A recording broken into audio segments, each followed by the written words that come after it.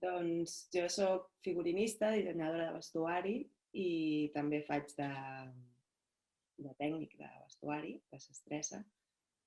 I com vaig arribar? Doncs no sé, vinc d'una família que ja es dedicaven a la cultura, llavors sempre vaig estar molt connectada amb les arts i vaig començar a fer disseny de moda, però ja amb l'objectiu de treballar en arts escèniques. Llavors doncs, vaig començar a treballar de seguida com a ajudant o fent curtmetratges o coses més petites. I això des dels 19-20 anys que estic aquí, i en tinc 43. I això, aquesta és la meva trajectòria. He fet tant de dissenyadora com d'ajudant com de sastressa d'escenari.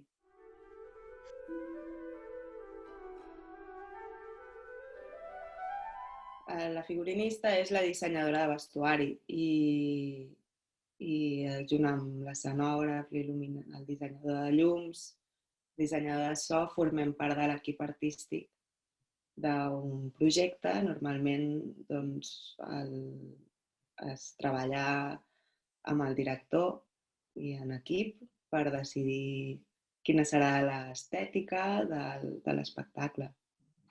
I doncs això, jo em dedico a fer el disseny del vestuari segons l'època, el pressupost, hi ha moltes variables i estic durant tot el procés d'assajos doncs, construint construint el vestuari a través de tallers o anant a comprar peces de roba o dintre dels magatzems transformant. I amb els assajos doncs, també anar polint, no? Perquè de fet el que estic fent és creació del personatge i aquí l'actor també hi té molt a dir, llavors sempre a mi com a mínim m'agrada estar amb els assajos molt a sobre per poder ajustar el vestuari. La part de sastressa és el tècnic de vestuari, és el tècnic que està cada dia a la funció mirant que el vestuari estigui correcte en el seu lloc, planxat, si ha d'anar planxat, brut, si ha d'estar brut, ajudar els actors a fer els canvis i principalment és això, ajudar quan hi ha canvis ràpids, estar pendent de que hi sigui tot i que tot surti tal com ha dissenyat la figurinista o com ha dit que ha d'estar a l'escenari.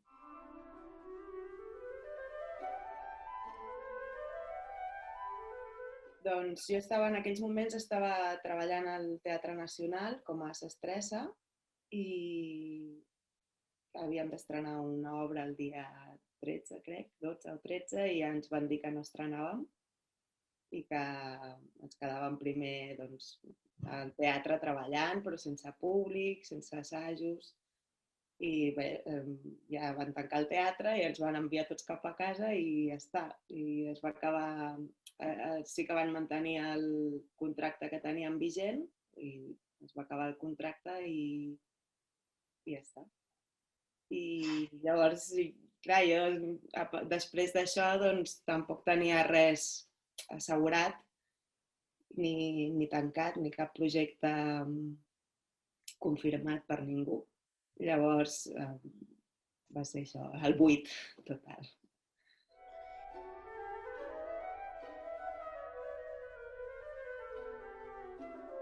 Vaig intentar veure algunes coses que es van fer, però em costava molt veure el que feien els companys, no sé per què. Suposo que era el fet de no estar en directe, doncs ho trobava bastant a faltar.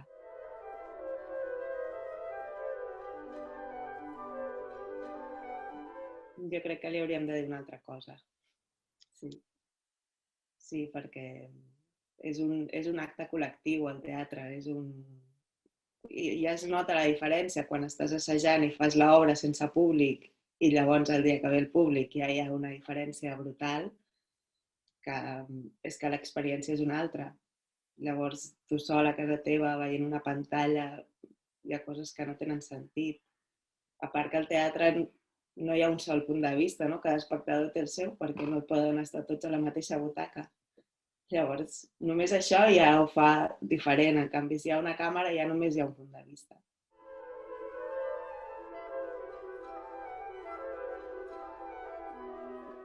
Evidentment, sempre tenim en aquesta professió, la intermitència és un fet.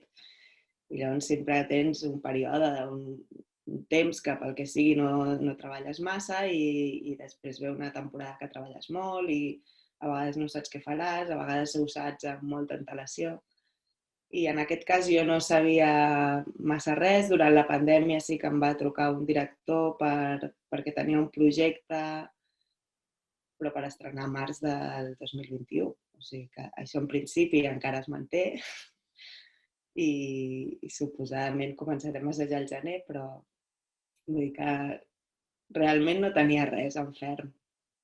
I com ha sigut la tornada? No he tornat. O sigui, en tot aquest temps vaig treballar, he fet 2 contractes, un de 2 dies i un altre de 3, o sigui, imagina't.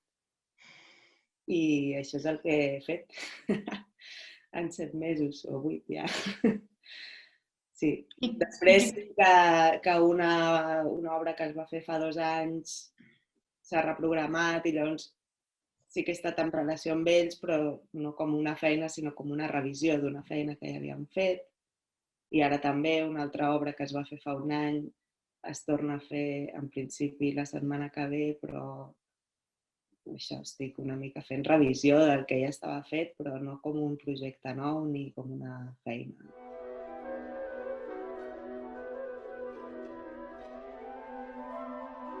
Incertesa molta, tothom encara que tingui feina i que tingui bones feines tenen molta incertesa perquè està assajant una obra que no saps si es podrà fer o està assajant i de cop saber que ja no es fa teatre fins d'aquí 15 dies, 3 setmanes, un mes, doncs psicològicament ha de ser molt difícil. Jo no ho he experimentat, però imagino que ha de ser difícil.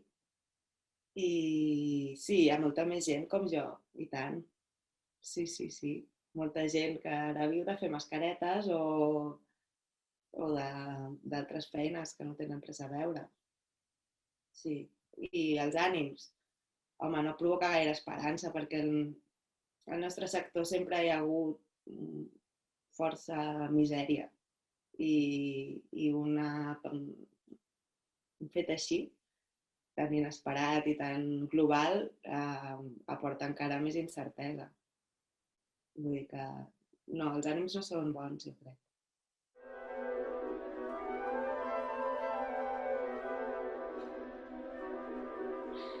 Però jo crec que el que s'hauria de plantejar és, vull dir que ja ho deia abans, no? Que el problema ve d'abans, no ve de la pandèmia. No és com els restaurants que el problema el tenen ara, sinó que ja ve d'abans. Hi ha molta feina intermitent, hi ha molta feina falsos, com li diuen, falsos autònoms, gent que hauria d'estar contractada que s'acaba fent autònoma, molts contractes de 2 dies, 3 dies, inclús hi ha productores que estan fent contractes als tècnics per setmanes. Per tant, tu acabes la funció el diumenge i no saps si dimecres tornaràs al teatre, perquè tu tens el contracte fins llavors. I això són pràctiques que fa molts anys que es fan i tothom ho sap. I això, si no existeix de base un bon sistema laboral i que es tingui en consideració la intermitència natural del nostre sector, com passa a França. A França està contemplat que els treballadors de les arts escèniques són treballadors intermitents i que no treballaran els 365 dies de l'any. Això es té contemplat i llavors tenen una seguretat social, no de servei de seguretat social, sinó socialment un altre tipus de seguretat que nosaltres no tenim. A mi el que em fa por de les conseqüències d'aquesta crisi, com ja va ser l'anterior crisi, perquè ara ens estàvem recuperant encara de l'anterior crisi que va afectar també a la cultura, és els voltors. O sigui, la gent que vindrà a oferir-nos feines amb unes condicions més difícils d'acceptar, però que acabarem acceptant perquè serà això o res. A mi em fa por això, com evolucionarà, si els drets laborals també s'hi respectaran o no. I espero que, jo crec que si es fessin polítiques reals, polítiques legislatives, que donessin un altre estatus als treballadors de la cultura, a tots, des dels tècnics, els creadors, els artistes, jo crec que potser es podria evitar una crisi major, però jo crec que aquesta crisi sempre som els primers en tancar i els últims en recuperar-nos. I això la gent fora del sector no se n'adona. No?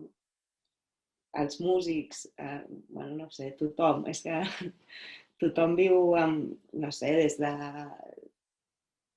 els que treballen a través de cooperatives, o sigui, que no estan realment donats d'alta d'una manera molt transparent, que treballen 5 dies i estan donats d'alta un. Tot això crea misèria i molta gent, ja sé d'uns quants que s'han passat a fer altres feines que no tenen res a veure. I mentrestant, mentre no es recupera, però clar, quan es recuperarà no ho sabem. Si no es posen polítiques sèries, és molt difícil que ens en sortim.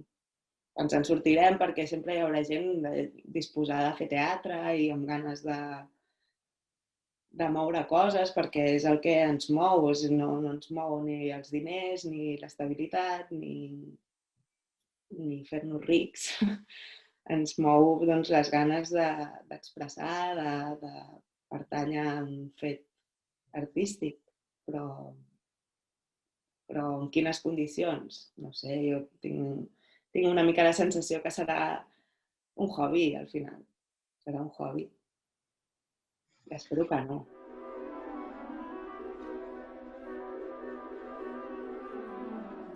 Clar, és que això és una qüestió ja de base d'educació, no?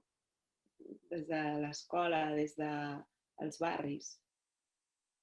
Als barris hi ha cultura però moltes vegades es menysté, és una cosa que passa 3 cops a l'any a la plaça, ho ha organitzat l'Ajuntament, ens ha posat aquí un espectacle, no sé. S'ha d'implicar més la societat, però des de baix. No és de fer teatres, grans edificis. Grans edificis sense contingut no són res. I cada poble, com a mínim a Catalunya, cada poble es va fer un superteatre, un superauditori que realment no necessiten si no hi ha una obra que representa dintre, o un espectacle de dansa o un concert. No té sentit. Però això sí, tots els polítics s'han penjat la medalleta i he fet l'auditori del poble, que és el més xulo, a sobre té un premi d'arquitectura o jo què sé. Però no, això no és cultura, això és un edifici. Llavors, si no s'educa des de baix, si no s'inverteix en el contingut, no en el continent no és res. Podem fer teatre a la plaça. Evidentment, un teatre ben equipat, no sé què, doncs ajuda a fer uns espectacles d'una altra qualitat. Però si no hi ha res per fer a dintre, si la gent no està disposada a pagar l'entrada, perquè, això és molt car, me'n vaig a sopar, fer unes copes, que jo ho entenc, a mi també m'agrada anar a sopar i fer unes copes, però és una qüestió d'educació, de base. A les escoles no es fa dintre del currículum teatre, música i dansa. O si es fa, és anecdòtic. No s'educa des d'aquí. I si a un nen li agrada molt el teatre, però va malament en matemàtiques, els pares l'apunten a classes de matemàtiques. No, apunta a classes de teatre. No, si no aproves les matemàtiques et trec del grup de teatre. No, es dona importància a unes coses que tradicionalment tenien molta importància, però que està demostrat que cadascú té la seva capacitat i les seves intel·ligències i això no es valora.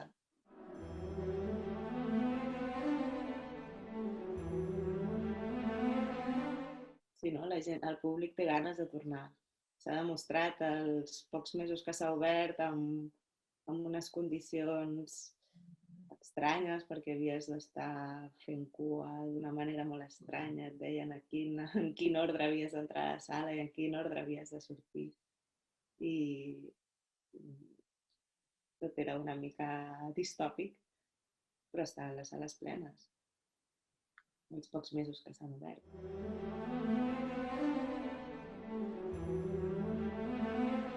Una reflexió respecte a les arts escèniques per internet. I és que sí, podem veure un actor interpretant un paper que l'ha escrit un dramaturg i que l'ha dirigit un director, però perdem tota la feina d'il·luminador, escenògraf, figurinista, dissenyador de so i la interacció amb el públic. Per tant, amb el teatre per internet perdem molts oficis.